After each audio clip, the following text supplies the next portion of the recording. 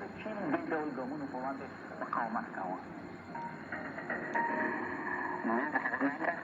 لومړی کرکټ نیوزیلند بیا دلته د لندن لوډز لوبغالي کې د انګلند په وړاندې د لومړۍ ټسټ لوبې د سیالۍ پر دوهمه ورځ انګلند ته یوازې د 9 منډو برلاسي ورکړی چې ساوث او پروس دواړه پکې په لندن کې د برود فوکس او انډرسن ویکټ یې وپرځولې او قربانۍ ټول په 141 منډو وڅلوه.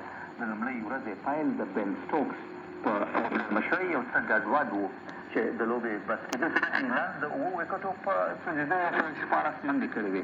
مخکې ترې بیا نیوزیلند ټول په منډو وسوځېدلي وو. د څو شېبې وړاندې نیوزیلند په خپله دویمه پاڼۍ کې 88 منډې کړې او 4 وګړي. فوټبال کې بیا بلجیم نن شپه د اروپایي ټولنې د اروپایي هېوادونو لیګ سیالۍ کې د خپل ګاونډي نیدرلند